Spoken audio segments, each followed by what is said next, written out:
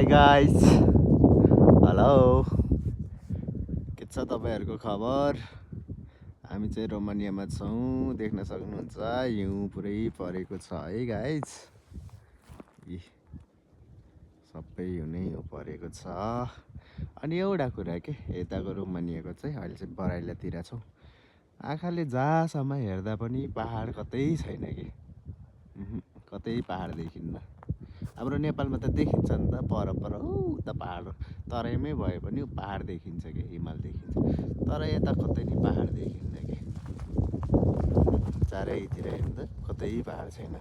अनि हामी चाहिँ यो पलमबारीमा चाहिँ काम गरिराखेका छौँ अहिले चाहिँ। जाडो त छ, तर के गर्ने, काम चलिरहेको छ। दिन आजभोलि हल्का बढेको छ। पहिला 4 बजे 4:30 बजीतिर घाम डुब्थ्यो भने अहिले चाहिँ 5 बजीतिर डुब्छ। दिनहरू बढेको छ है गाइस। हामी चाहिँ यही पलमबारीमा त्यो गोडिरहेछौँ, चार बिचमा उठेको छ, त्यो कोदाल लिएर चारहरू फालिराखेका छौँ हिउँमा है त।